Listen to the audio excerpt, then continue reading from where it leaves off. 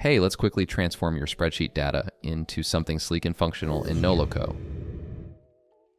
First, we'll cover how to easily access specific data records within Noloco. So firstly, you would open your Noloco dashboard. You then go into edit mode by pressing Command+E or Control+E.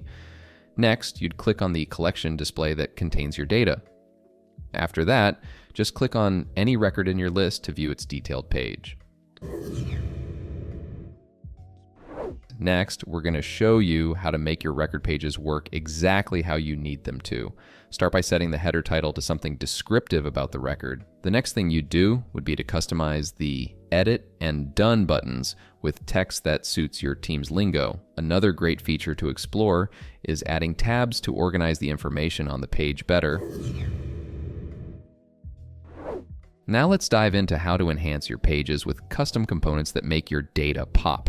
First off, you'd scroll to the bottom of your record page while in edit mode to find the Add Component button. Next up, you'd select the component you want to add, like a chart or a data highlighter. For example, I will add the details component here.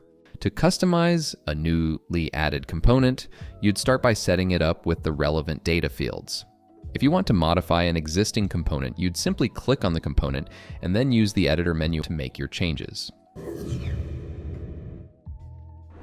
Lastly, we're going to cover how to use advanced tools like highlights and charts to really make your data shine. First, let's add a highlight. You'd begin by selecting the highlights component from the list. Next, customize the highlight by choosing which key data points to display. For adding a chart, you would start by picking the type of chart that best represents your data. You'd then configure the chart by selecting the data fields it should visualize. That's it.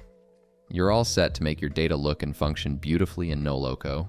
Try these steps out and see how they transform your workflow.